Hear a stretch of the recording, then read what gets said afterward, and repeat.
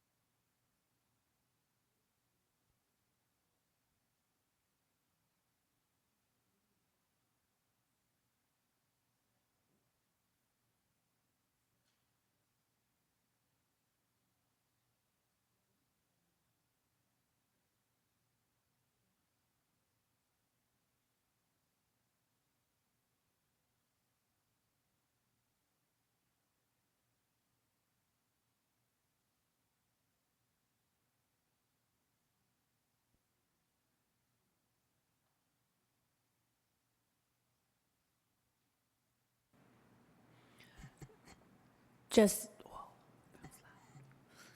Just a quick update. We are currently waiting for our interpreters, so that is the delay. So if you can continue to be patient with us as we try to sort that out. And if we can have somebody elevate Councilmember Wade as a panelist.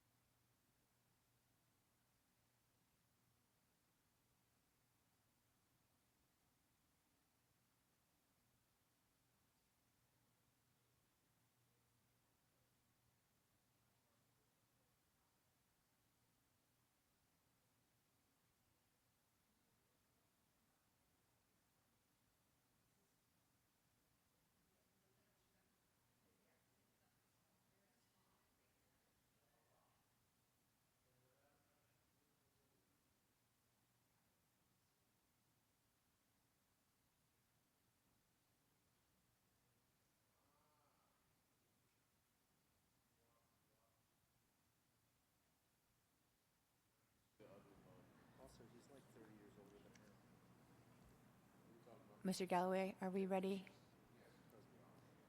All right. Recording in progress.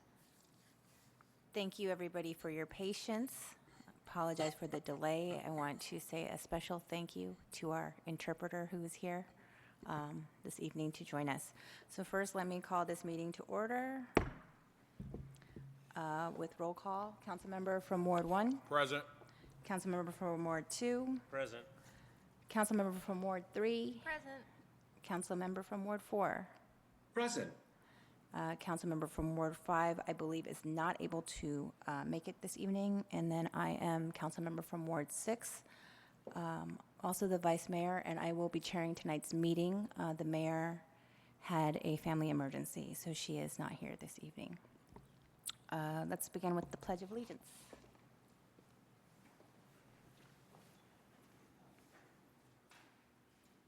I pledge allegiance to the flag of the United States of America and to the republic for which it stands, one nation, under God, indivisible, with liberty and justice for all. All right, thank you. Before we move to the approval of the agenda, could I get a motion to excuse the mayor as well as Councilmember Garces? Motion to excuse the mayor and Councilmember Garces. Could I get a second? Second. Okay. Second, Madam Vice Mayor. Thank you, Councilmember Delacour. So I have a motion and a second. Any discussion? All those in favor, say aye. Aye. Aye. Any opposed? Nope.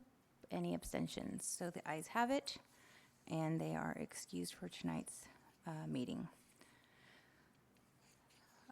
Agenda item number 3 with approval of our agenda. If you all can take a look, make sure everything is in order, and if I could get a motion to approve our agenda for this evening.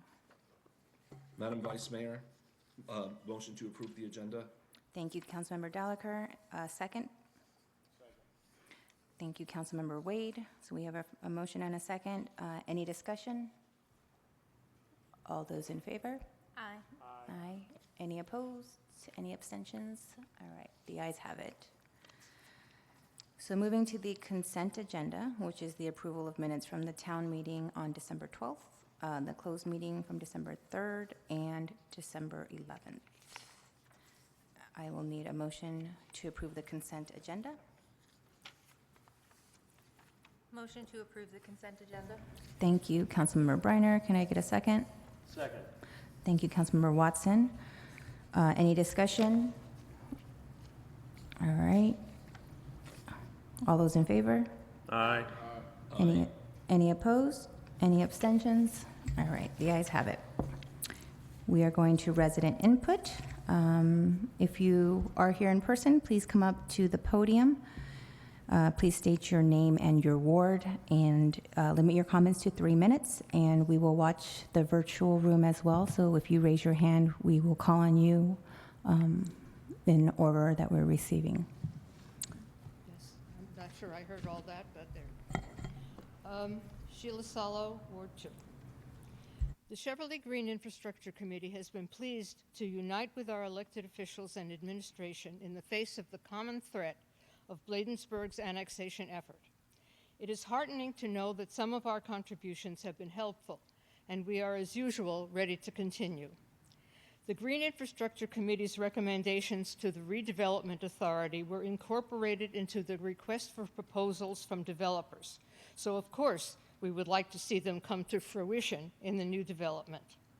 And then, if Cheverly were to annex the property, it would be covered by the standards outlined in the Cheverly Green Infrastructure Plan. Environmental conditions on the site impact Cheverly, not Bladensburg. One WAG has pointed out that Cheverly might be suing Bladensburg for each drop of runoff reaching Cheverly from the site. In the end, the committee's interest is our collective interest as Cheverly residents. I do find it puzzling that a group of those working on the topic has not been formed. I want to commend the town for publishing the correspondence related to the annexation effort and Cheverly's responses, and encourage the continuation of that openness. The Cheverly Mayor and Town Council listed its planned responses as follows. Cease and desist. The town attorney has been instructed to issue a cease and desist order to the town of Bladensburg, notifying them that the town of Cheverly will immediately file a lawsuit if Bladensburg proceeds with efforts to annex the Hospital Hill property, which they did. Annexation effort. The town attorney has been authorized to explore options for annexing the Hospital Hill property into Cheverly to ensure that the development remains under our jurisdiction. 3, legal action. The town of Cheverly will seek the developer's support to pursue legal action against Bladensburg for interfering with the development of the Hospital Hill site. Additionally, the town will collaborate with the developer to explore options for annexing the property into Cheverly. For the 4th action, residents were urged to attend the hearing at Bladensburg, which many did, and that's another story. Annexation is on tonight's agenda, so we hope to hear the current status of these actions. Thank you very much.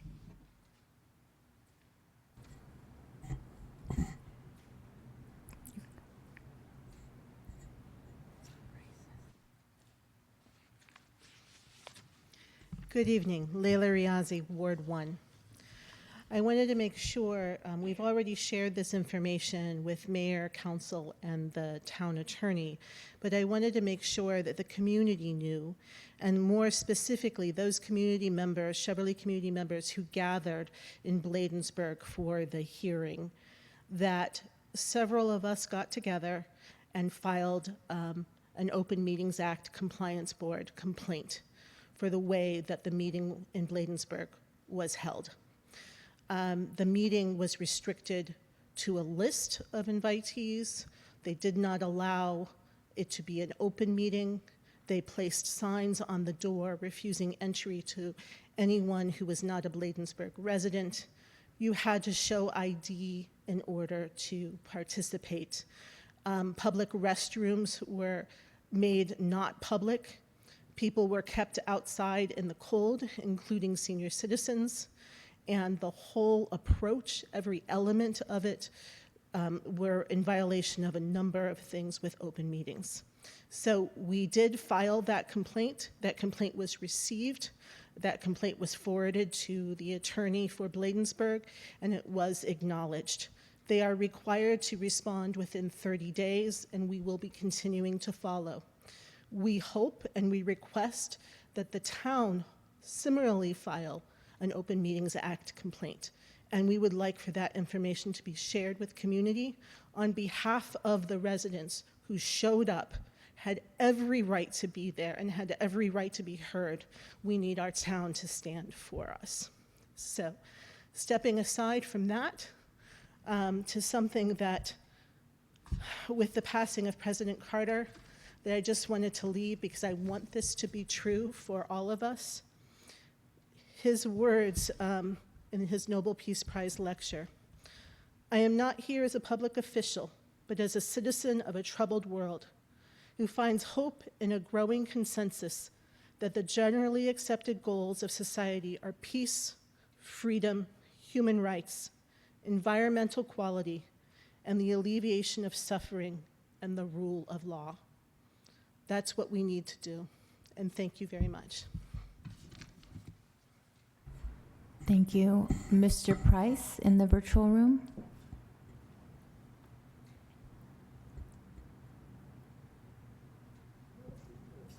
Good evening. Fred Price Jr., Ward 4. 2024 was not a good year for me or my family, but it has taught me so much about the wonderful world of Cheverly. Tomorrow will be a celebration for my grandson, and the outpouring of Cheverly residents and others has been. I just want to read a couple of the cards that were sent. Old people like me need glasses. Empathy. let me hold the door for you. I may have never walked in your shoes, but I can see your souls are worn. Your strength is torn under the weight of a story that I have never lived before. Let me hold the door for you. After all you walked through, it's the least I can do. I'll do it all. I'll do all that I can to be present for you, to stand by your side, and to always be a place you can go to be heard and to be held. I'm here for you. Those who brought us joy, made us laugh, and showed us love have given us the lasting gifts of a beautiful life and a blessed or member or memories forever. Fred, thanking God for your loved one's life and for thinking of you with sympathy during this difficult time. I'm from Wisconsin. When I got to Cheverly, I was looking for my new home, and the town staff, everybody in Cheverly, have been so good to me and my family. I just want to say thank you. I appreciate the food, the love. The town staff, when I get some money ever, they own a special treat because they have had my back all the way from how they shoveled the snow. People came to my house and didn't believe that our streets were open, our trash was being cleaned up, and I'm just so proud of you. And I want to say thank you. I love you. God bless you, and keep doing what you're doing. Thank you. Thank you, Mr. Price.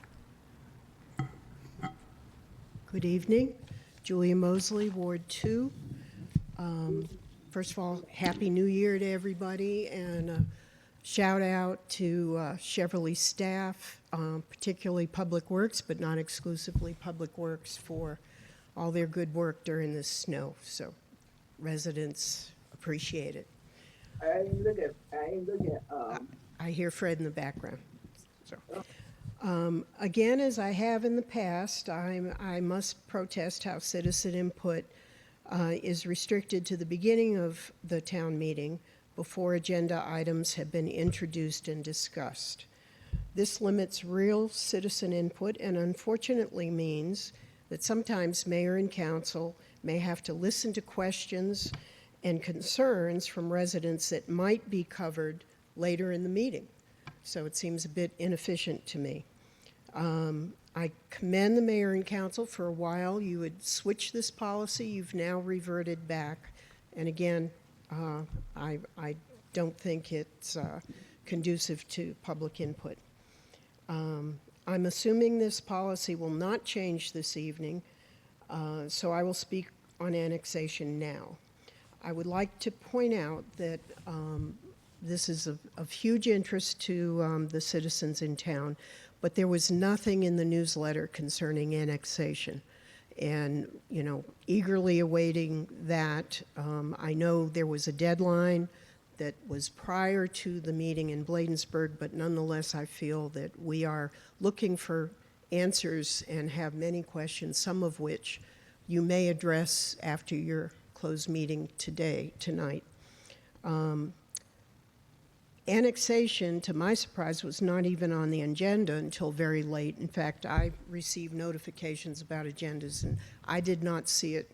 Perhaps I'm wrong. I did not see it until late this afternoon. Regarding the letter of opposition of Bladensburg annexing Hospital Hill that the mayor and council sent to Cheverly residents, this was signed by the mayor and 5 council members. My question is, was this voted on? I searched and could not find any evidence that there was an actual vote on this letter. I could find no record. If it was not voted on, I would sincerely recommend that you vote tonight. It was a very well-crafted letter, very informative letter to the citizens in Cheverly, and I would recommend that you put the full weight of the mayor and council behind it and have it go to a vote. In my years on council, I've never seen, however, a letter or any document coming from the mayor and council that did not identify the names of the signatures. And it was very confusing, I thought. There were a number of people in town that were, who signed this? So that may have been an oversight in speed to get the letter out, but I find that was very odd. And there were 5 council members. My question is, why were there not 6 council members signing that letter? And if there was a problem or a conflict in having the entire council put their full weight behind that. Finally, I'd like to commend Sheila Sallow, the chair of the Cheverly Green Infrastructure Committee, for her expert research and analysis on this annexation issue. It is nothing short of phenomenal. And I know that several council members have personally thanked her, which I find encouraging. But I really do feel that these carefully and painstakingly researched findings have been forwarded to Mr. Pounds and Mayor and Council and are valuable tools in this kind of speeded up process and annexation struggle. And I feel she should be publicly thanked and recognized by this body for this vast amount of work that has been very helpful for all. Thank you. We have a resident in the virtual room.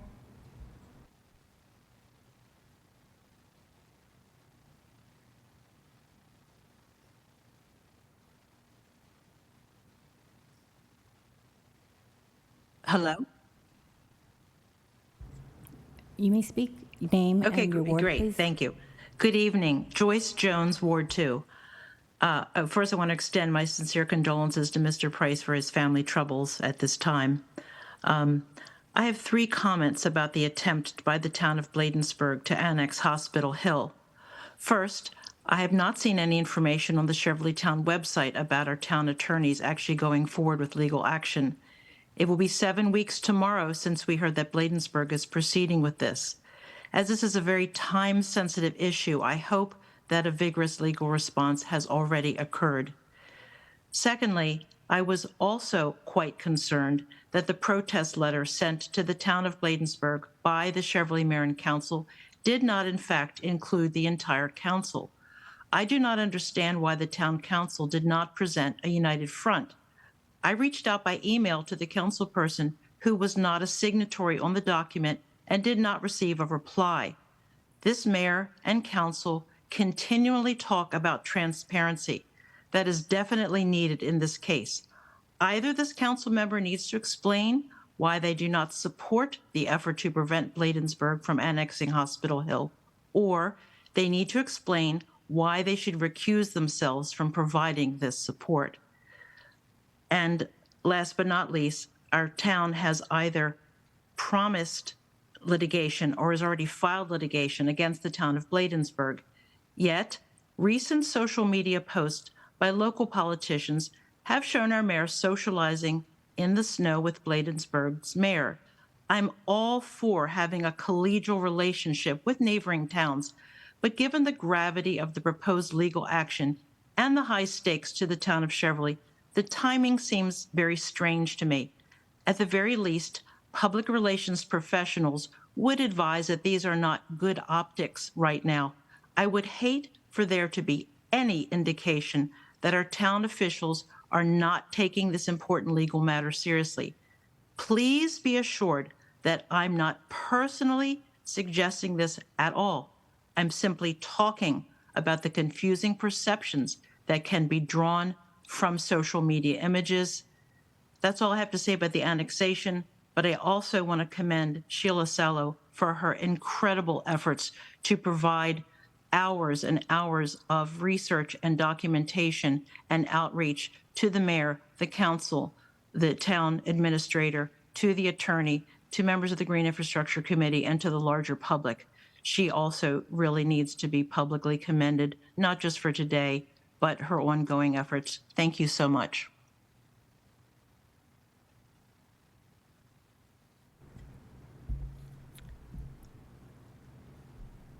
As there's nobody else in the virtual room or in our actual meeting room, we'll move on to committee reports. Is there anybody here for Rec Council? I don't see anyone in the actual chat room. We don't have anything updated as of now. We'll be meeting in the near future, so I can report back to the mayor and council next month. I yield back. All right, thank you, Councilmember Wade. Cheverly Day Committee. I don't, I don't think anyone's online. No, I don't see anybody. Casey or Nick or, No. okay. Cheverly Day then, I just was checking on my phone, is Saturday, October 4th, 2025. So it'll be the first Saturday in October. That is the 4th. This year is not a parade year. The next parade will be in 2026. It'll be the 95th anniversary, unless folks change their mind and want to do a parade. But right now, the plan is no parade this year.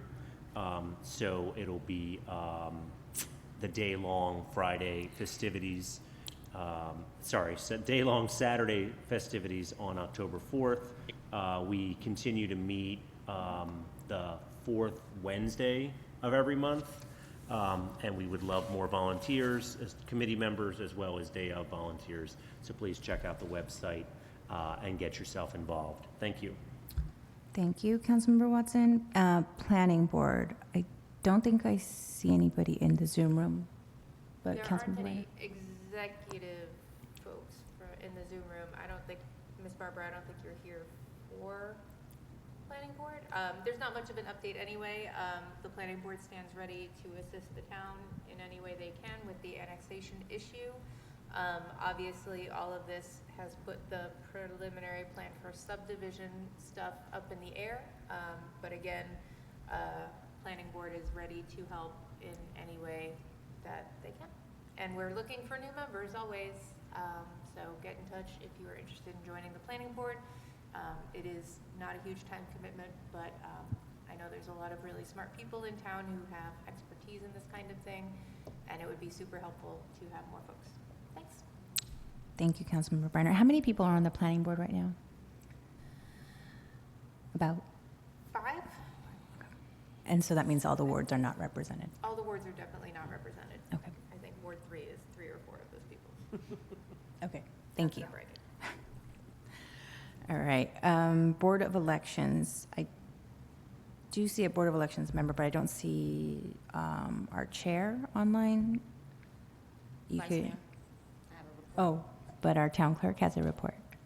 The Board of Elections, tonight we will be reappointing 2 of the supervisors. Upon appointment, they will start their first meeting next week. Thank you. And then our Ethics Commission. Don't think. Madam Vice Mayor, Yes. could the statement about the Board of Elections be repeated into the microphone? Sure, town clerk. My apologies. Tonight, we are reappointing 2 of the election judges. Once they are appointed, they will start their first meeting next week. There will be an administrative meeting, and they will start the procedures for the upcoming election. Mayor and council, we also we're confirming the election judges. I have reached out to all the judges who were previously there. So I am waiting for responses from all of them. For the work session, you will have the names so we can appoint them. Okay, so the election judges are the ones that each of the council members pick? Correct. Correct? Okay. Were we supposed to turn those in again? Well, I started off by asking the previous ones. Okay. If I'm missing any from a specific ward, then I'll reach out to that council member. Got it. Thank you. Okay, well then, moving on, we will go right into Resolution R-1-25, which is the appointment of the members of the Board of Election Supervisors.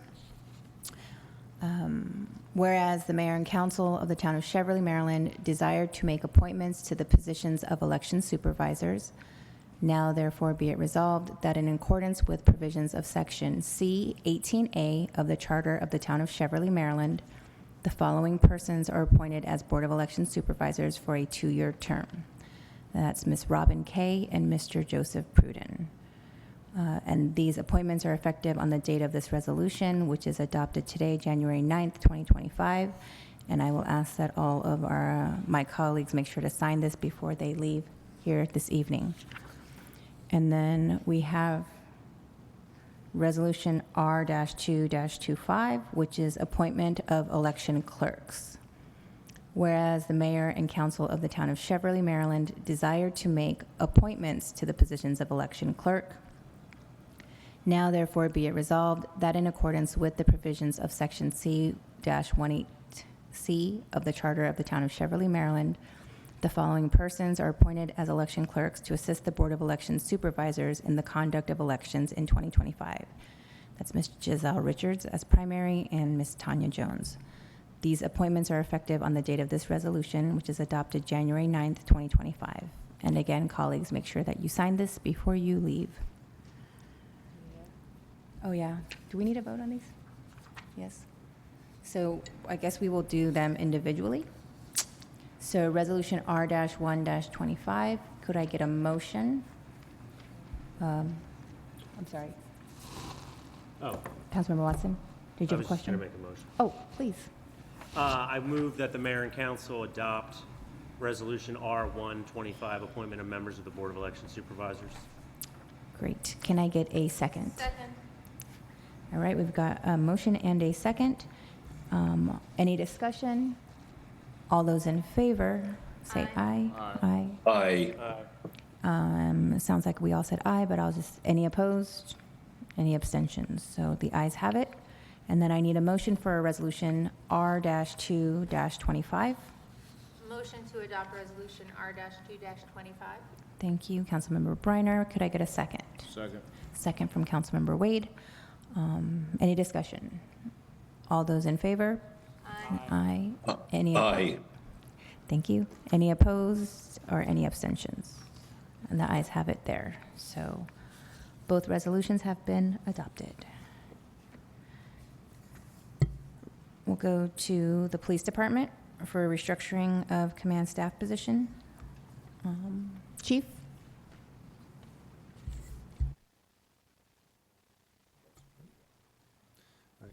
Good evening, Madam Mayor, Council, members of the community. Thank you for the opportunity to speak briefly on the issue of restructuring the police department. Madam Mayor and Council, we provided an issue paper for your consideration and review. The importance of this topic is simply that as your chief of police, I have a responsibility to constantly review and examine areas where the police department has exposure. I would suggest that we all have that responsibility collectively town-wide.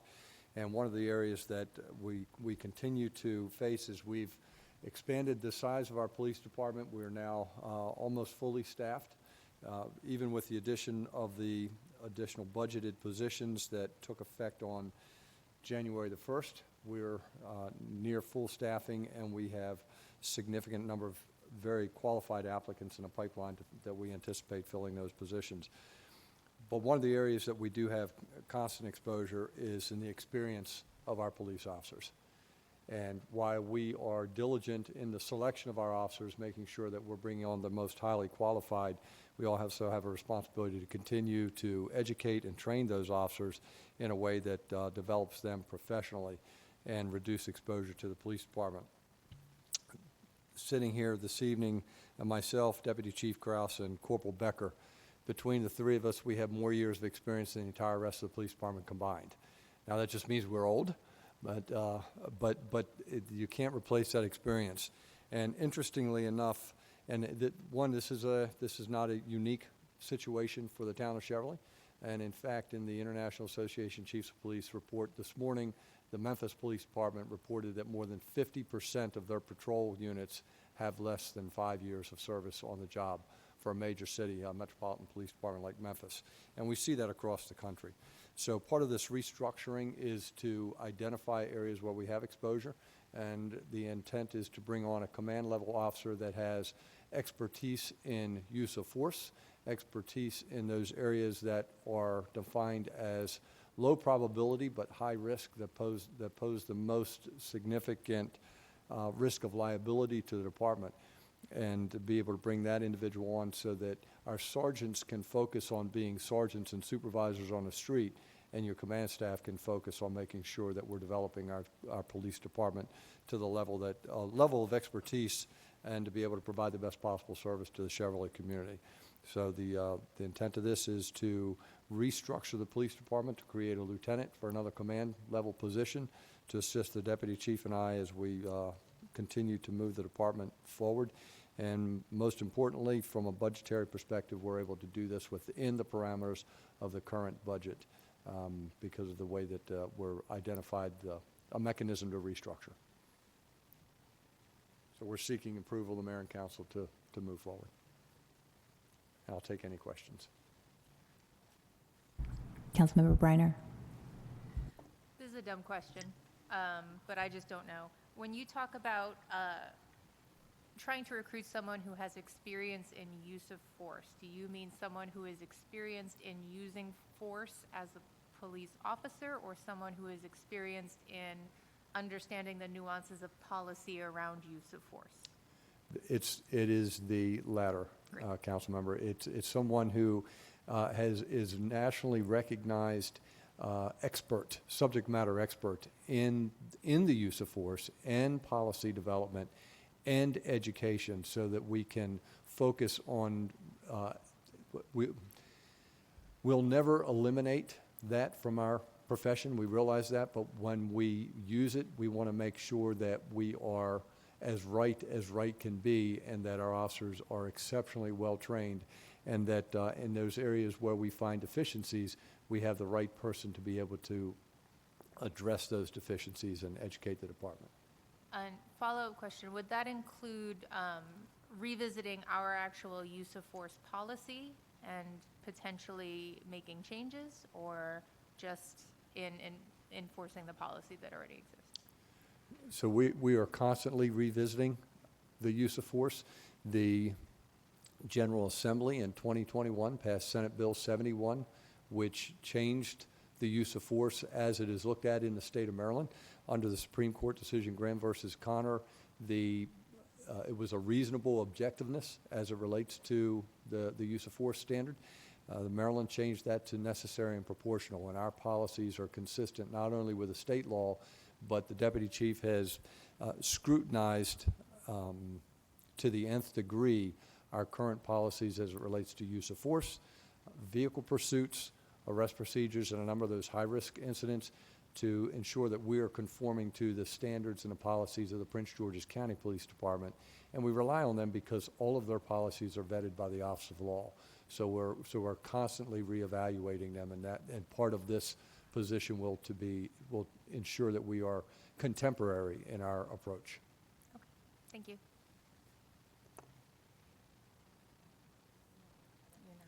I don't know which one of you had your hand up first. Councilmember Wade. Thank you, Chief. I really appreciate a continued vision regarding the particular matter with our police department. Just looking at the org chart, so it's the deputy chief, then will that lieutenant fall under the patrol or the administrative side? Will that cover both, or? So the emphasis will be on patrol. Okay. The idea is, as we continue to grow the department, we need to effectively grow the command staff. So this is the first step in creatively getting us to where the police department should eventually be, and ideally with lieutenants overseeing both administrative and one in administrative, one in patrol, so that the deputy chief can focus on a higher level. Okay. But so this is the first step. So the Got- primary focus will be patrol because that's where the rubber meets the road. Right. And we want to make sure that they've got the Got it. best supervision. And just to follow to Councilman Briner, working in Homeland Security, I worked with a lot of officers and understand that force is something that does happen, it is part of the job. But force isn't always something that's physical aspect as well. So I appreciate the fact that you're looking to hire someone that has a level of experience that when we have to use force, it does come in different forms and fashions regarding that. But thank you again regarding that. I yield back. Councilmember Watson? I guess I love this idea. I think that my question is, where does the lieutenant come from? Is it a new position? I think you'd said, the $1.8 million is not an issue as far as the salary allocation for the fiscal year. Like, this would still keep under the 1.797 cap. But are we reprogramming a position into a lieutenant position? Yeah, yes, sir. The idea right now is not to increase the number of staff, but to reallocate so that we are more effectively using the resources that we have.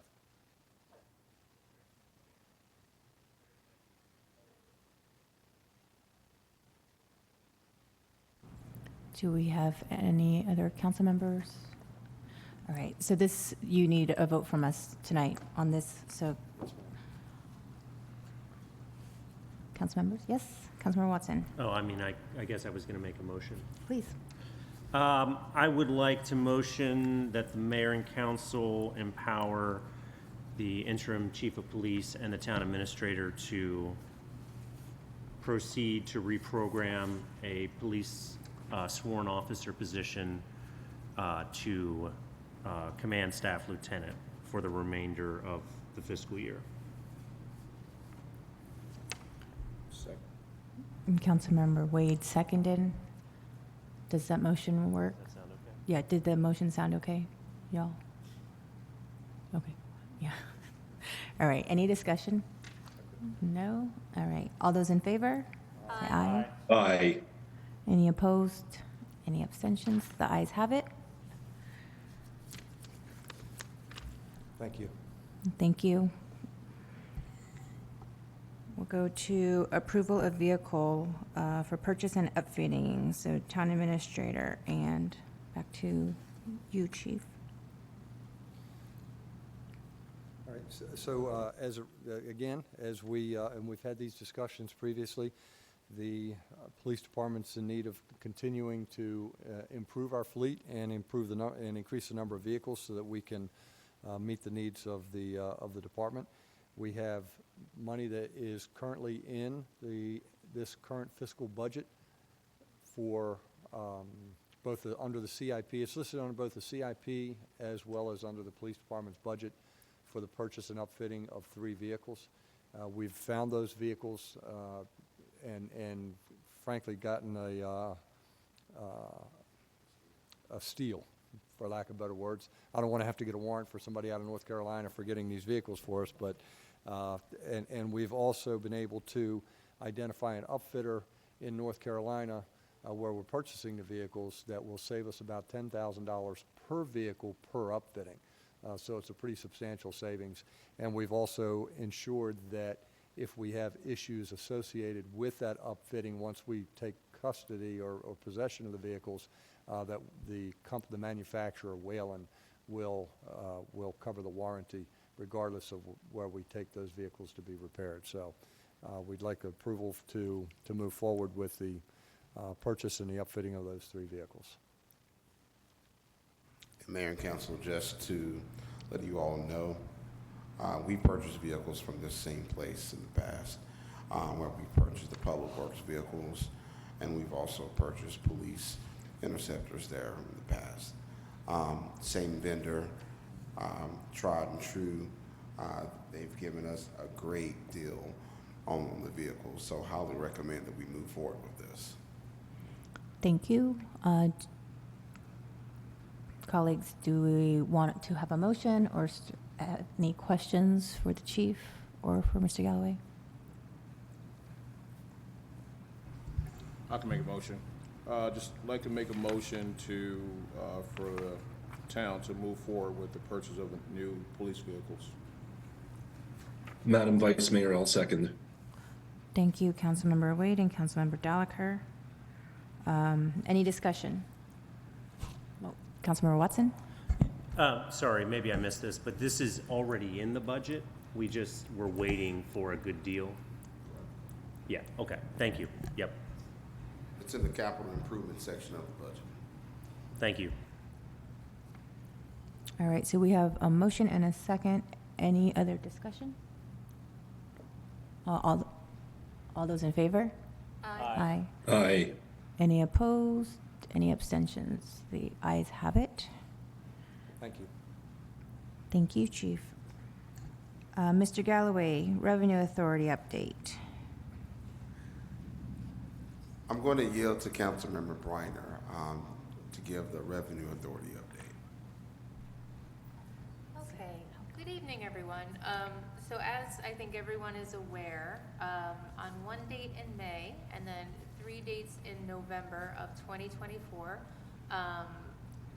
the Revenue Authority issued citations within Cheverly for parking facing the wrong side of the road, that is left wheels to curb instead of right wheels to curb. There's been much discussion of this. This is something that is illegal in the state and the county, and therefore within Cheverly, we cannot make it legal. However, it's not something we've regularly enforced.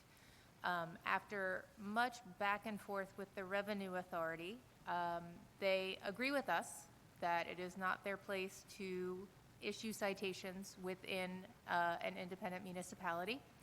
And so if you have received a citation, you should be in touch with them, and they will refund your citation, your fine, or void it if it has not been paid yet. We will be drafting a communication to go out to the town to say as much, to make sure that we try to capture as many folks who received citations as possible. But because of the way their system is, they can't just sort of search Cheverly. And so we're relying a lot on our residents to identify and spread the word that if you have received a citation like this, the Revenue Authority has said in writing that they are willing to refund or void it. Does that seem like it, Mr. Galloway? Anything else? So, yeah, spread the word if you have a neighbor who is not on news and announcements, that they should be in touch. And we'll have all the information of who to contact. Sorry. Any other council members have any, when it comes to that specific issue? Go ahead. I was in error. I did not acknowledge Council Chair Jolene Ivy's office. They have been instrumental in helping us to reach the Revenue Authority and receive responses from them and to ultimately come to this resolution. So a huge shout out to Council Chair Ivy's office and her staff for helping to make this a reality. Thank you, Councilmember Briner, for the update. The next one is sorry, I pressed the wrong button. Hospital Hill annexation update. And as the agenda states, the mayor was planning to provide an update on the status, but due to the family emergency, she is not here. Mr. Galloway, would you be able to provide Sure. a short update? Just real brief. We are working with the town attorneys on this matter. Litigation is imminent. So, as far as that matter, that's all I have to say. Thank you, Mr. Galloway. Let's see. I'm kicking it back to you again for the budget calendar. Mayor and council, attached, you have the fiscal year 2025, 2026 budget calendar I ask you to please review and provide any feedback that you may have.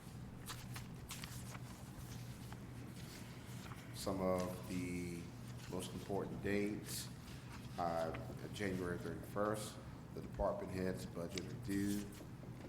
February 24th, the mayor and council budget priorities are due to me.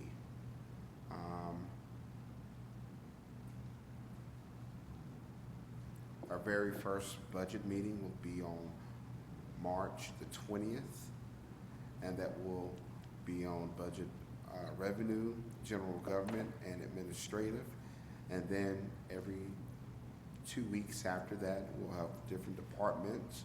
Public Works is on April 3rd, Police is on April 17th, all departments on May 1st, and I have constant yield tax hearing on May 6th. And that takes us down to the final budget review meeting, Wednesday, May 7th.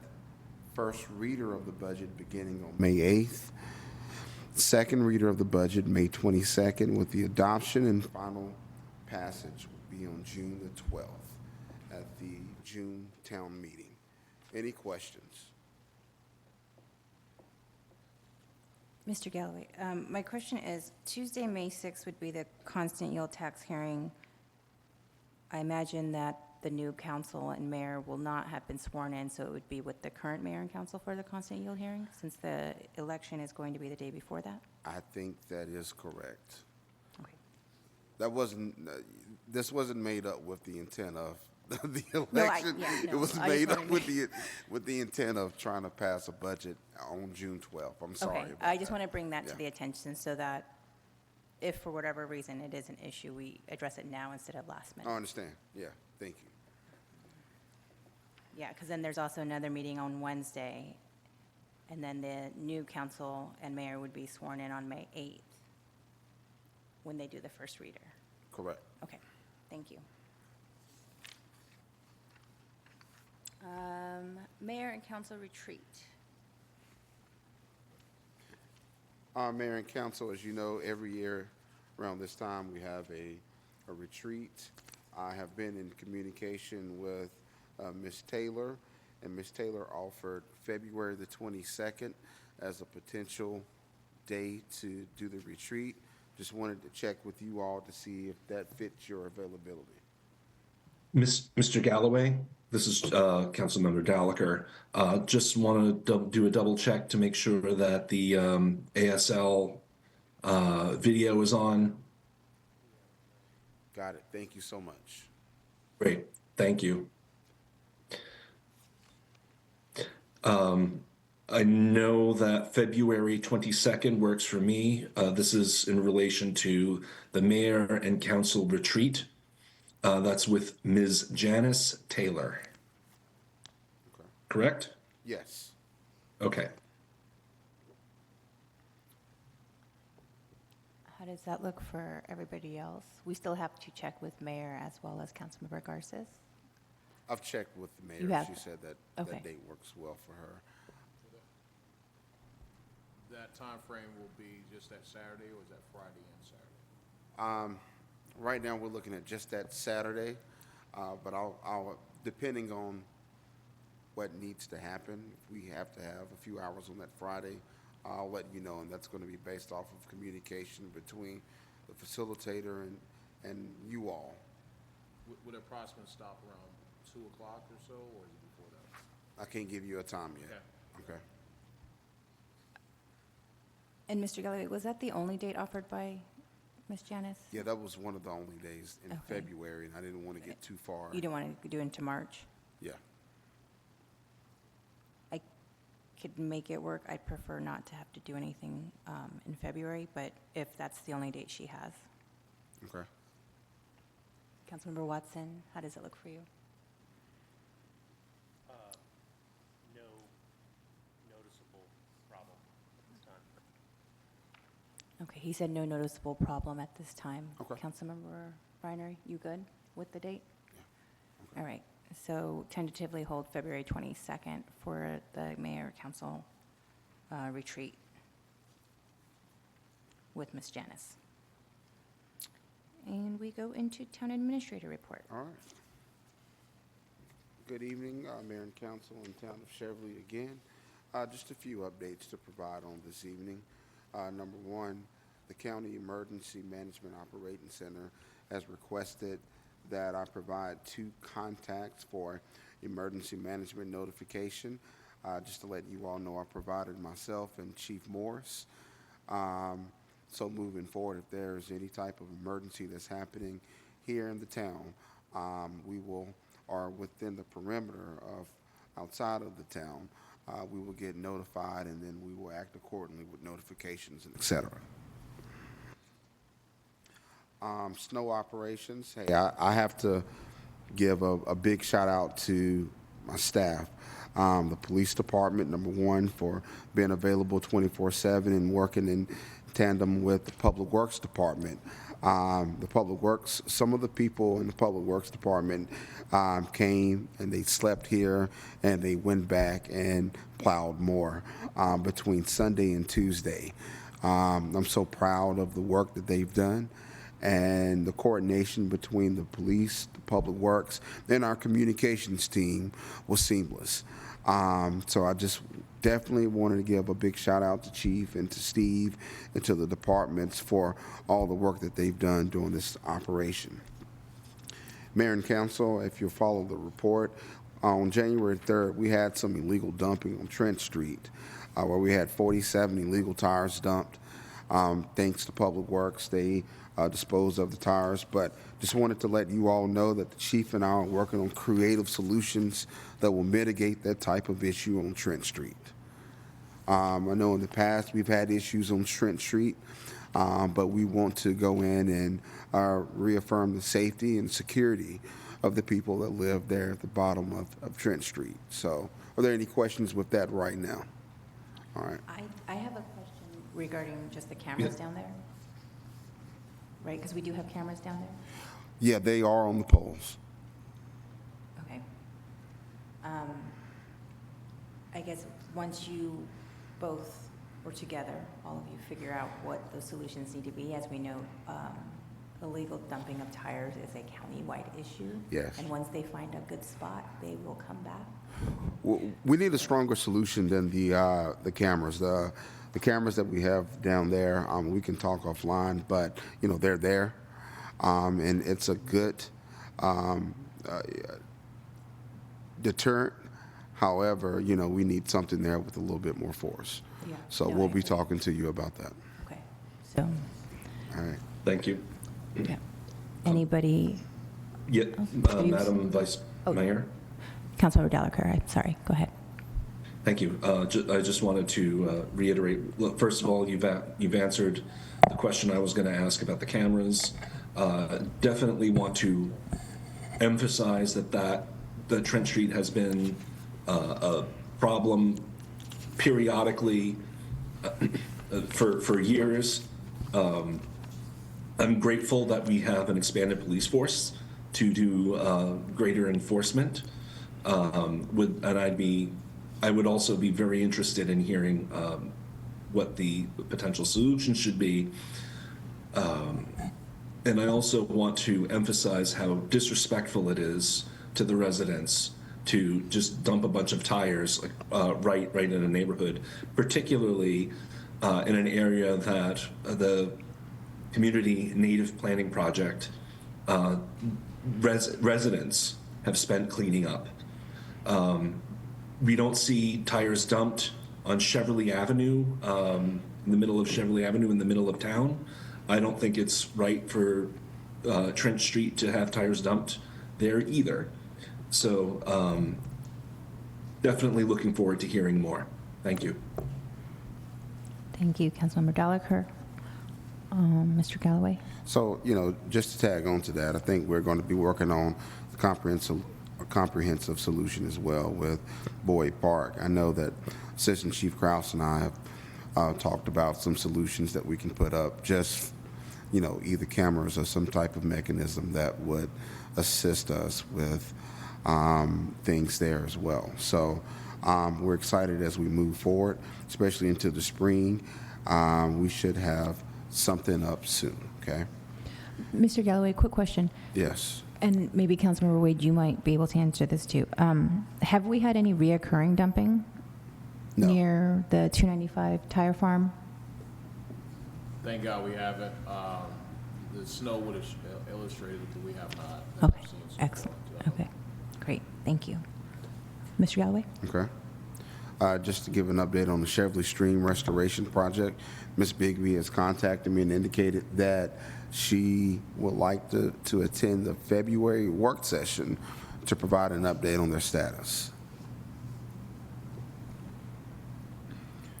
Just a few things. The community boards and organization meeting will meet on January the 30th, virtually at 6:30 p.m. Just to give a brief update on the HVAC project here at the Town Hall. That project has been completed. So thank you, Mayor and Council, for providing HVAC to the administrative staff. Just to let you all know that the IT project, the Nauticon project, and Data Prize, the transition is running smooth. We anticipate being fully on board with Nauticon by February 1st.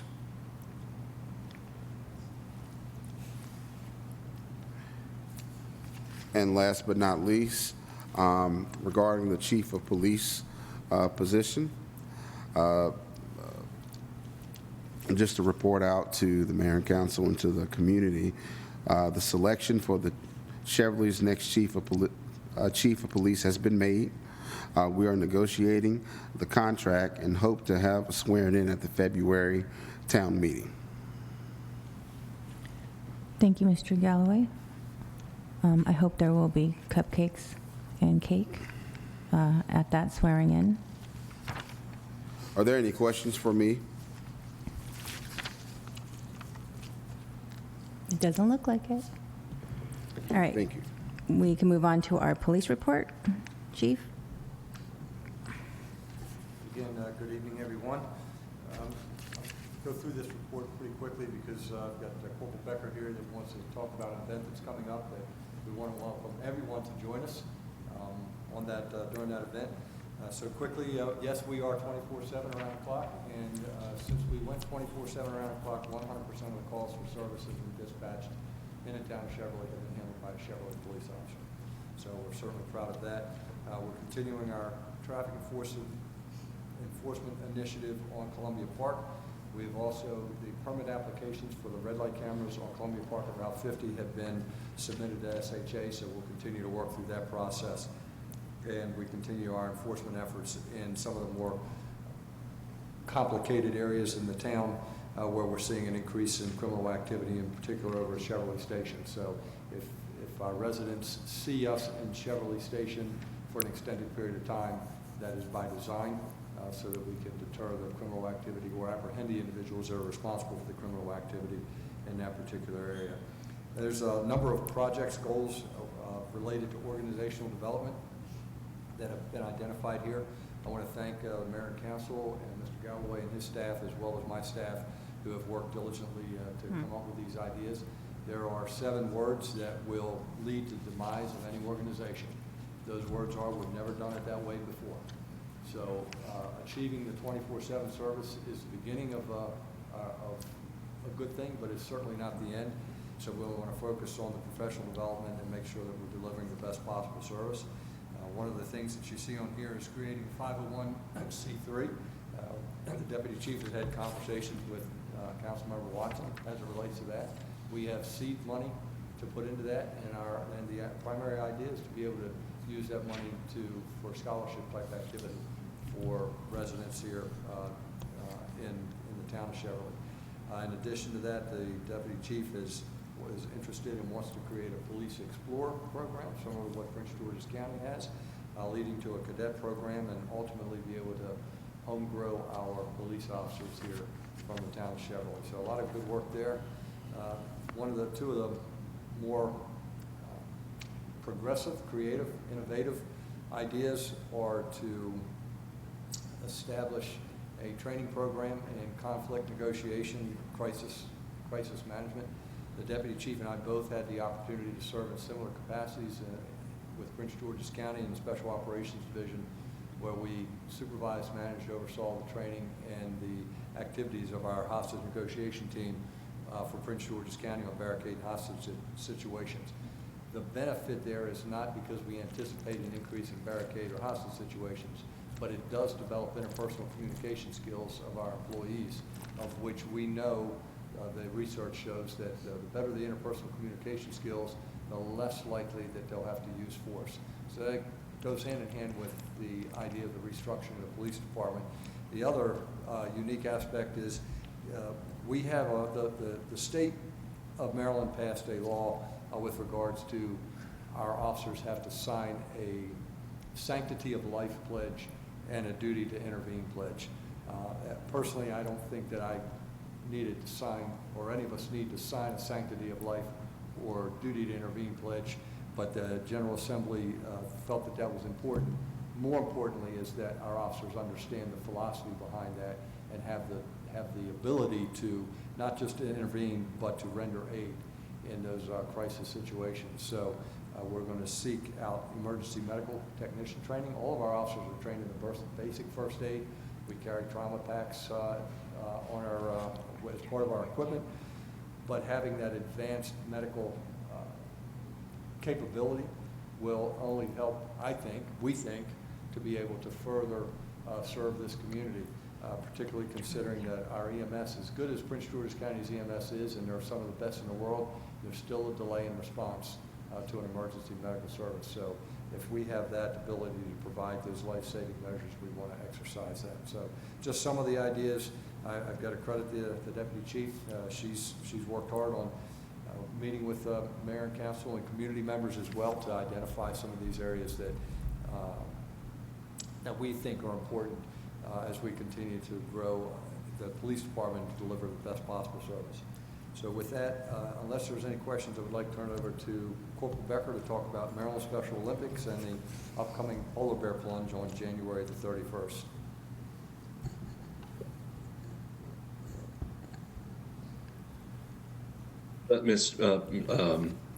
Chief, this is Councilmember Dalaker. I just wanted to commend you, especially for the red light cameras. Please continue going forward. I'm grateful for all the work that you're doing, and I yield back. Thank you.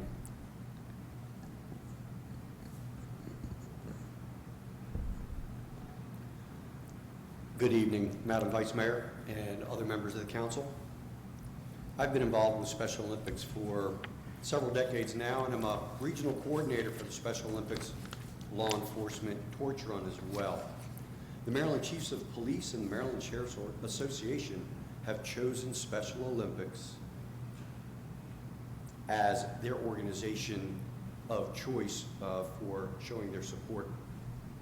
The Maryland State Police Polar Plunge is the world's largest plunge, with over 12,000 people in attendance in years past, and this year's events will be a 4-day period from January 31st to February 4th.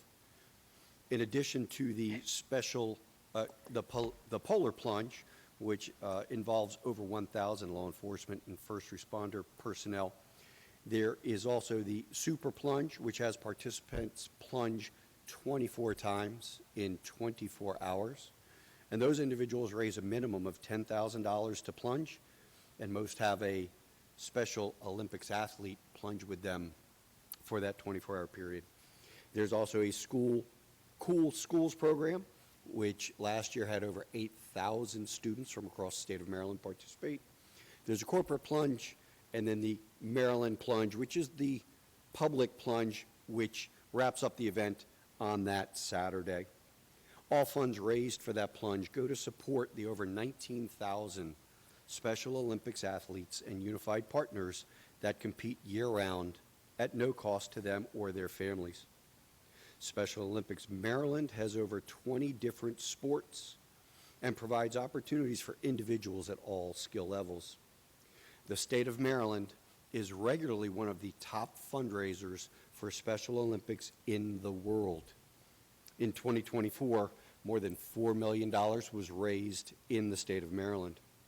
With the chief's support, the Cheverly Police Department has created its first polar plunge team, and we are seeking additional volunteers for our team or donors who wish to support us but don't feel compelled to brave the frozen waters of the Chesapeake Bay. Members of the team need to donate or raise $100 to plunge, and we would love to have you as part of our contingent from the town join us on January 31st. And I'd be happy to discuss this with any members now or if they have questions later. Before wrapping up, I want to point out that I'm a graduate of the Prince George's County Crisis Intervention training many years ago, and then I ultimately led Charles County's hostage negotiations team for a number of years. So that training, if we can spread that out throughout the agency, will be greatly needed and greatly used to benefit the residents here of Cheverly. Thank you. Thank you. Madam Sure. Vice Mayor, if I could just add, so our team is appropriately named Cheverly Shivers, Shivers with a C versus an S. And I've just Googled, and the water temperature of the Chesapeake Bay is a warm and cozy 41 degrees currently. So we certainly invite anyone that wants to be a member of the team and plunge with us. We will be there on Friday, January 31st by about 9 o'clock in the morning. I think the plunge takes place right around between 11 and noon. And if you don't want to plunge, we'll certainly accept any gracious donations to support the team. And I think right now we have exceeded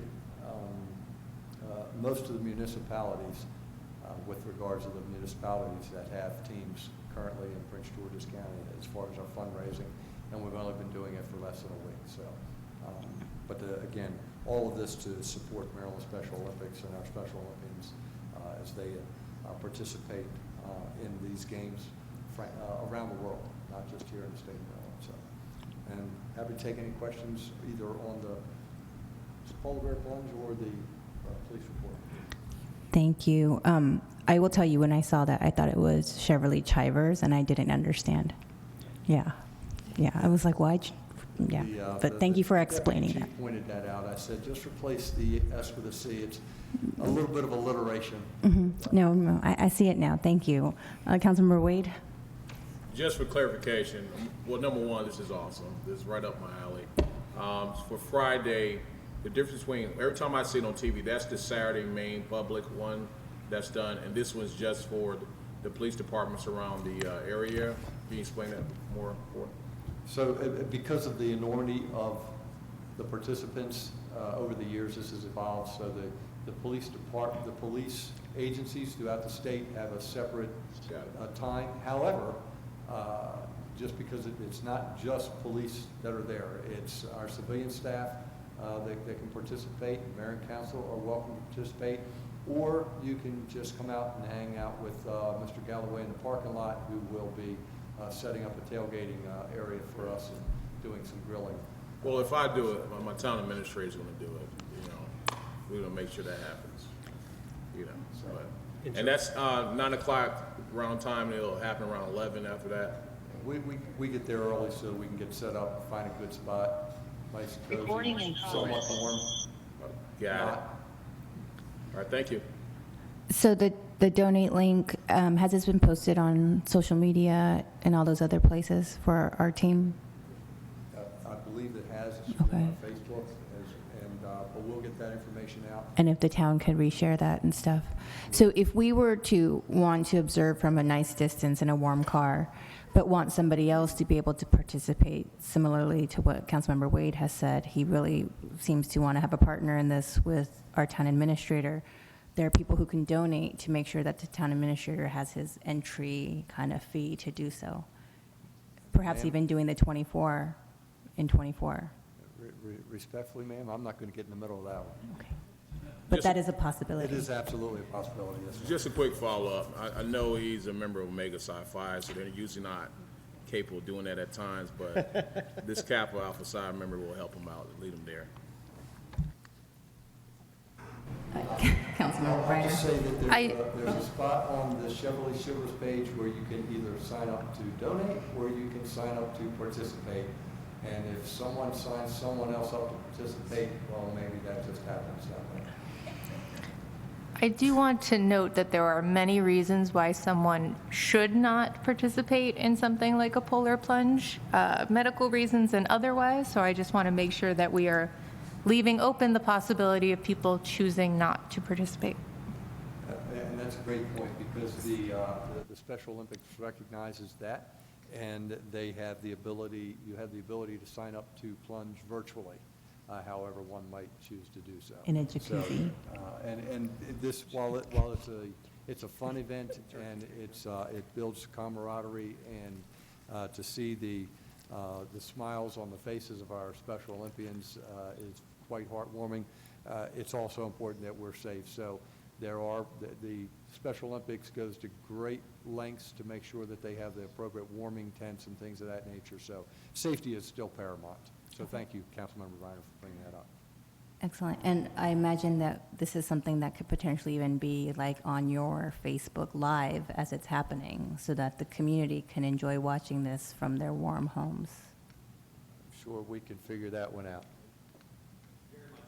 Okay, excellent. Do we have any other? I do. Thank you, Councilmember Briner. I didn't realize that people were giving me directives unofficially. So That was not a directive. And let's make that clear. I'll talk to the guy on the end. But one thing that we haven't done yet is Happy National Law Enforcement Day. Thank you all. Oh, is that today? We knew that. We were going to wait till the end to make sure that we did a special. Thank you for that. Yep. Well, happy National Law Enforcement Day. Let's see. We are going to our Public Works report. Mr. Raymond. Good evening, Madam Vice Mayor and Town Council and Town of Cheverly. On that prior discussion, though, I'm glad the chief let me know that I could buy myself out of jumping in. No, I'm just kidding. I jumped in the Severn River when it had ice on it when I was in 10th grade. I can do it again. But on to my report. So I appreciate Mr. Galloway giving us a review of the snow operations. I think we did pretty well. I want to compliment my staff as well. They activated on Sunday at 8 o'clock, the core team. We had others come in on Sunday, and some worked all the way through Tuesday with various rest periods. I appreciate Mr. Galloway arranging for it, because as we were trying to pull off sanitation on Tuesday, we had to have a rested up crew. And so he got us some hotel rooms, and so we had the staff available, just the weather conditions didn't allow it. That did allow us to transition to have these crews focus on snow. I will tell you, though, some of our core folks just love the push and salt. So, and I want to thank the state. The state opened up the Tuxedo Road salt dome for us, which makes it very convenient. I also want to thank the deputy chief. She helped me get a semi truck that was we thought stuck, but as it turns out, the driver was scared to go up the little hill on Cheverly Avenue on the 202. So thank you, Deputy Chief, for letting me go out and help you direct traffic out there on 202. Anywho, though, I also want to thank the residents. We had a lot of residents either contact me or reach out, come in and donate meals, snacks for the crews, and it's much appreciated. So thank you to all the residents. On sanitation operations, I think we've been able to catch up well this week. We are doing town-wide yard waste yesterday, but from the reports I've gotten from the crews, things did seem to go smoothly with recycling yesterday, town-wide trash today, and yard waste tomorrow. And of course, we are preparing for tomorrow night. We don't expect it to be as much. This was actually a good round last weekend, but we are planning on being ready tomorrow night. I would note on sanitation, though, that this snow is not expected to melt anytime soon. So we're going to continue to evaluate it. We really want as many people to help us out with friends and neighbors, getting the back door folks to the curb, because I really need to prioritize employee safety with crossing private property. One person may have the walk cleared all the way back to their back door, but many may not. And so it's difficult for us to say back doors reinstituted when there's possibly a lot of snow. So we're going to be evaluating as they go, but it's possible we may need to continue that. And also too, on the WSSC update, I have tentatively, or I've invited them, although with some correspondence today, I'm going to say just tentatively, invited WSSC to the January 23rd work session. We gave them extensive, that's myself and also the CPJ team that I'm working with, gave them extensive feedback on their new compaction testing standard. And not only with relation to Task Order 201, but more importantly to this large water project, phase 1 and 2, that I think you've seen some designs of, that covers just about every water pipe on the west side of town, and will be open cut trenching. And so we are looking to make sure that this one's done right. I've proposed it to be a model project and a model partnership with WSSC. But I basically want them to be able to provide a concise update to you all as to how we're going to, or how they are going to evaluate and remedy Task Order 201 on the east side, but also to incorporate everything that we need for assurances that communication, there is going to be a lot of impact on the west side, but mitigation as much as possible on the west side. And of course, restoration of our infrastructure, which is critical that the compaction testing goes well. So we are going to try next week to have a busy week and get this all available. They want to have a pre-meeting. I need to get some more data from them before we can have that pre-meeting. But we're trying to bring them forward to you in the near future. Now, I've asked them to just focus on these topics. We don't need another overview of the WSSC mission, but I've told them that you all are well aware of that. So, and I also, with WSSC, I do appreciate Mr. Galloway helped out as well with getting WSSC to respond to the water main break on Dewey. I know it lasted a while. They had crews out working very hard as well, but Mr. Galloway helped me get them out there as well. So thank you, Mr. Galloway. With that, if there's any questions on this report or other things, I'm all yours. Thank you, Mr. Brayman. Councilmember Briner. I think we'll probably all say this in our council announcements as well, but yeah, thank you, Public Works, for doing a phenomenal job. The fact that everyone in town expected school to be open because the roads were clear, and really it's just because our Public Works department rocks, and other Public Works or other snow clearing efforts did not. I had two quick questions. One was for residents who need to dispose of Christmas trees, when should they be aiming to put those out? And two, whether there is an update on the Ely building. The Christmas trees, I believe next week we start. Let's aim that for the third. I think it's, I'll have to get back to you, but I think it's next week, Thursday and Friday. Okay. As to the Ely building, we are still working out some final things. And so I would hope that at the work session in the beginning of February, I can give you a more detailed update on exactly how we're going to complete that. There have been some additional hiccups. We still haven't, although we have all the utilities sign-offs, we still haven't received a raise permit to raise the building. I will say that, we had set up to raise that, and that was going to assist with expediting the job, but we've been unable to get through on that. We have, though, been able to work out of the trailer, I think, without missing a beat that you saw over this past weekend with the snowstorm. But yes, I'll work with Mr. Galloway to get you an update as soon as possible. Councilmember Watson? Oh, okay, thank you. Thank you, Mr. Brayman. I want to personally and publicly thank you for the excellent work in Ward 2, not only with the snow, but also with the Dewey Street water main break. Thank you and Mr. Galloway for personally attending to that in the midst of a massive snow cleanup. So that is very much appreciated.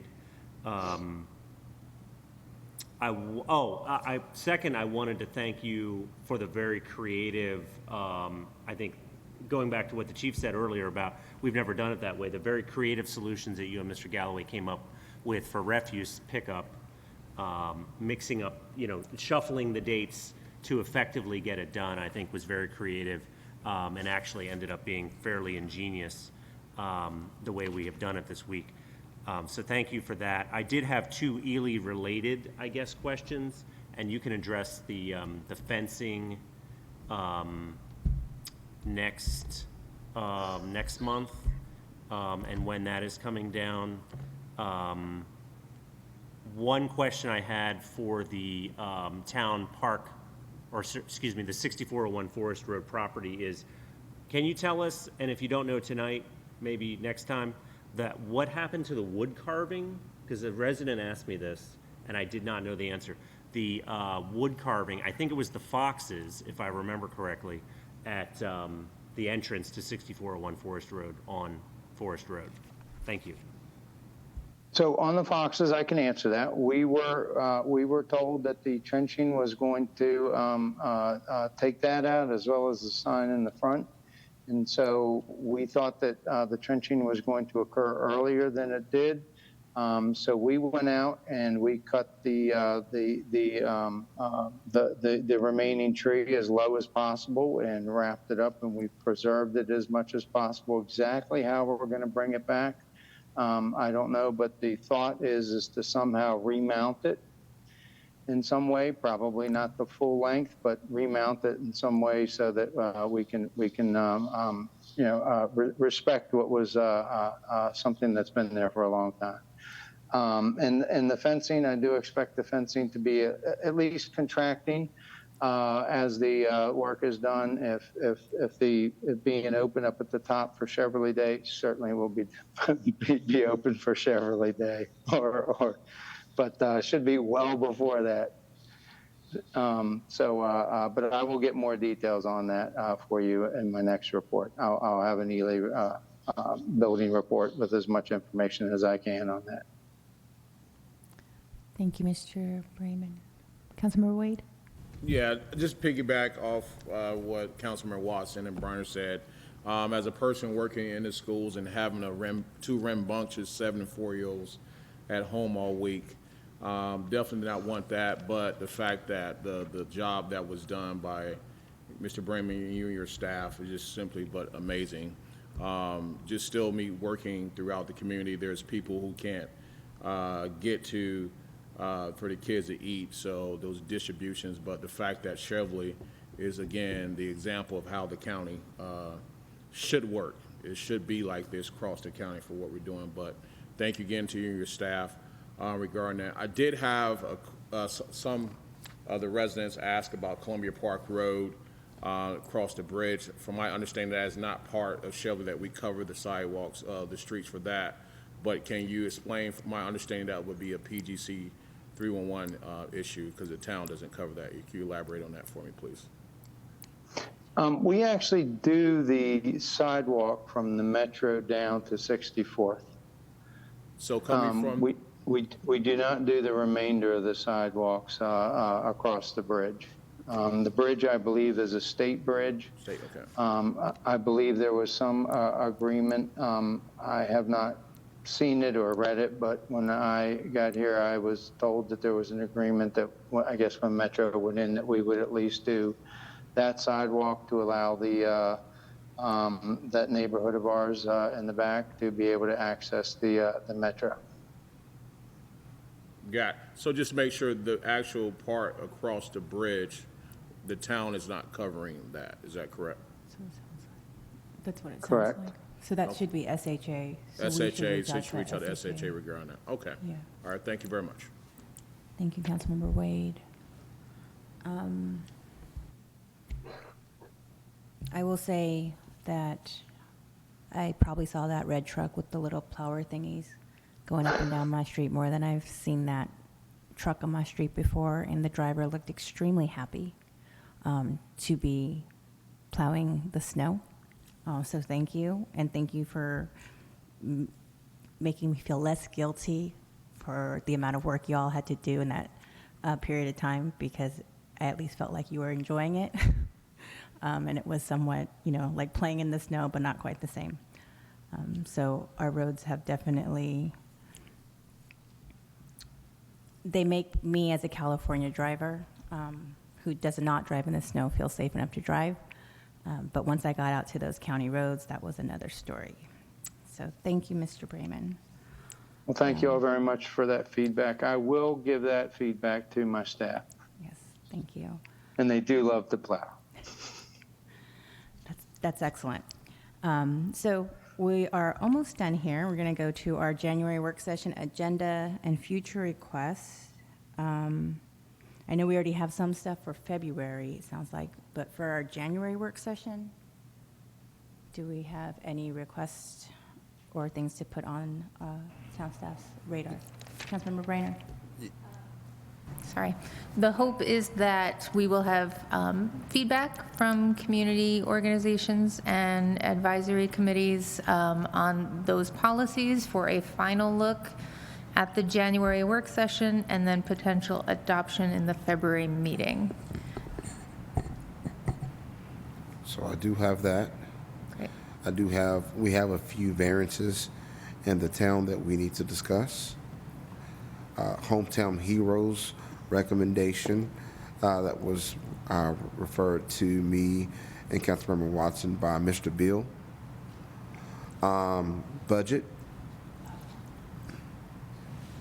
Budget update, and then red light camera update, potentially.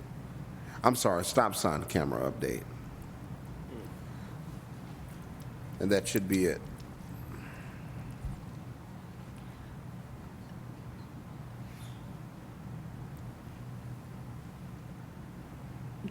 Do you have another one, Councilmember Brainer? And maybe WSSE? That was February. No, was that? I thought it was January. No, it's not January. Okay, and February was Miss Bigby for the clean water. So that's 6. I thought Mr. Brayman said January work session. Mr. Galloway, I want to, one, recognize that Councilmember Garces is with us. I don't know exactly what time because my computer died, but he is here and present. But one thing we talked about prior, so I don't know, I think we should be discussing at this next work session is for this upcoming election and how we will be providing either a ballot box or some sort of looking at either an early voting day or something over at Cheverly Station Apartments. So I know that the Board of Elections, they're just going to be meeting next week, so I don't imagine that they'll have much of an update for us. But if there is anything, if we could talk about that at the work session. Councilmember Garces? Thank you for that. Yeah, that wasn't part of what I wanted to say. It was that, and then also Mr. Galloway. I know last time, I know it probably too soon for an update, but I know last time we during work session it was discussed that the cost for the pathway from the Cheverly Station or Cheverly Station area to into inner town. I just want to discuss more on that and see if we have like any plans set up for that or what should we expect out of that discussion. Yes, sir. Okay. And then, does anybody else have anything for January or a future meeting? Nope. Okay. Let's go with mayor and council announcements. Councilmember Briner. I just wanted to remind everyone that there is a continuing genocide happening in Gaza and other places around the world. We have spent billions of dollars to destroy homes and murder people in Gaza. I'm thinking today that a lot of that money could have been spent on emergency management and firefighting in California, as an example, or water in Richmond, which is currently an entire city without running water. I don't think all of these things are separate and distinct. I think we're seeing the results of a lot of decisions made over a lot of years, but now is a time for us to change that and to do things differently. And so I would like to once again call on our elected leaders in state and federal government to do something about any of this, all of this. Reminder that if you or your neighbors got a citation from the Revenue Authority, let them know to be in contact with us or to be in contact with the information that we're going to send out. Public Works is amazing, but I already said that. I think that's it for me. Thank you. I think Councilmember Gallagher's hand is up. Is that a hand up? Yes, yes. Thank you, Madam Vice Mayor. I just wanted to reiterate my thanks about the putting in for the red light cameras on Columbia Park Road.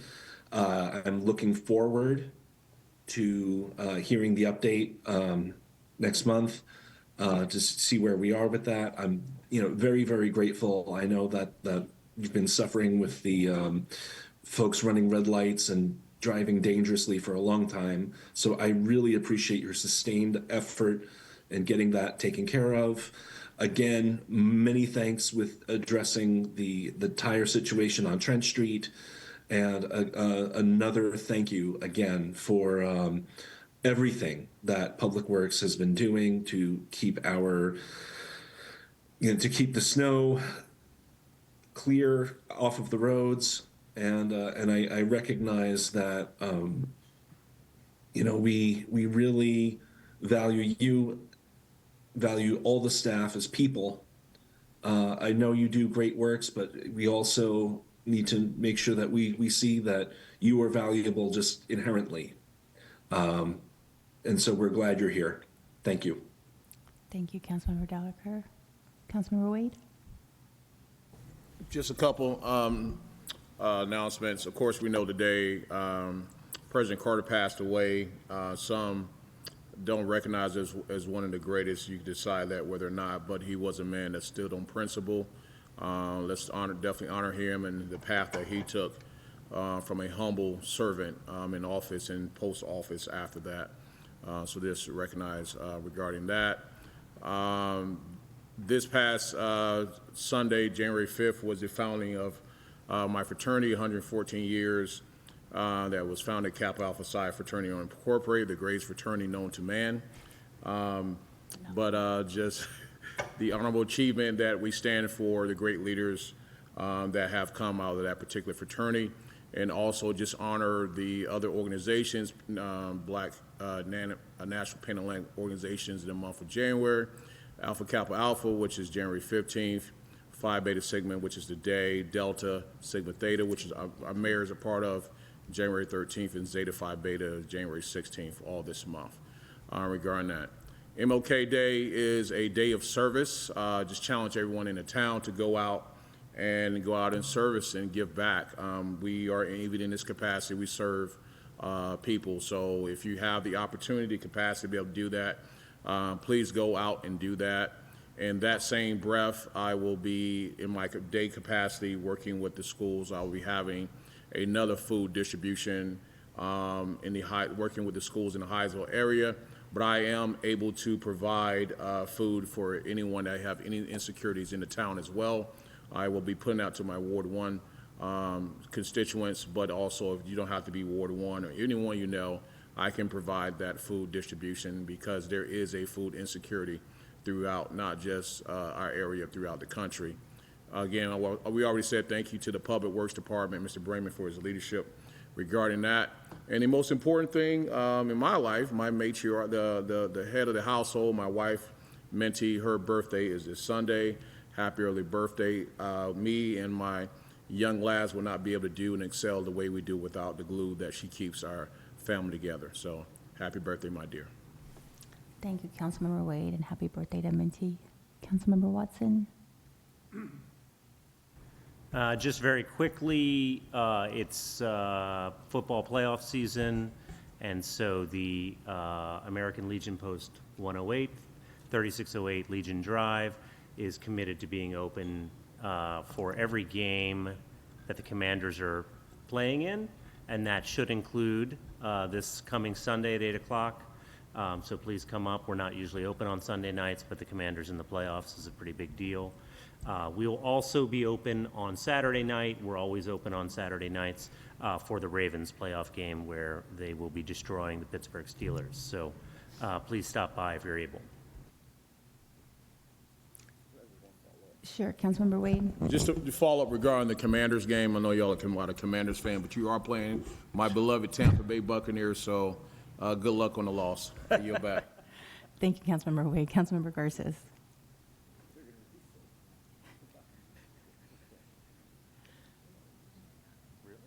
Councilmember Garces, I see your hand up, but I don't know if that's from earlier. I forgot to lower it down, but since everybody's throwing a shout out to their team, shout out to Raider Nation. I know we did we did bad, but you know what? Still Raider Nation, man. Thank you for your shout out to Raiders Nation. I'm glad they have 2 fans in Cheverly. They do. Raiders too, yeah. Very quickly, I do have a couple. One, I want to say thank you to our leadership from CPD, Public Works, our administrative staff, Mr. Galloway, and then the full team. Y'all work like a well-oiled machine. Monday morning, I get a phone call. I think somebody was driving by and honking or something early in the morning, but I was actually woken up at 2:30 a.m. because I heard the Public Works plows going through the street. And it was DC and Mr. Galloway just driving through town, making sure everything's okay, right? And so they could have been at home. They could have been baking. They could have been hanging out with their family, but they wanted to make sure Cheverly was safe. And I think that goes to all of our staff. So thank you for that. And just, I don't know, for me, I was at peace. I already knew everything was going to be handled just because of the way things have been handled. And you have proven time and time again that y'all are just amazing. So, and I'm glad that the community continues to kind of shower you with that encouragement and just acknowledgement for all of that. So thank you. Good luck on the 31st. I'm just going to say that right now. So I will not be there. I also very quickly wanted to give a shout out to former council member Marverly Nettles. Today is her birthday.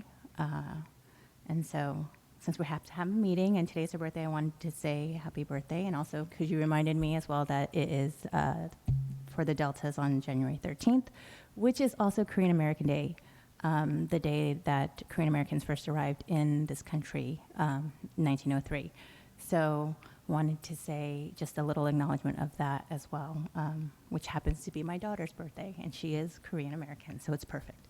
And I think that's all I have. Oh yes, and I forgot, this is saving the best for last. I think we can all echo up here. Thank you, Councilmember Briner. Happy National Law Enforcement Day. We will be celebrating with cupcakes and cake in February, courtesy of our district chief. So I'm not committing you to anything. Yeah, thank you. So hopefully the community will come out with us to celebrate in February. But with that, I think I can entertain a motion. Motion to adjourn. Excellent. Do I have a second? Second, Madam Vice Mayor. Yes. Thank you, Councilmember Delacour and Councilmember Briner. Any discussion? All right. All those in favor? Aye. Aye. Any opposed? Nope. Excellent. All right. We are adjourned. Do I have to bang this? Good night.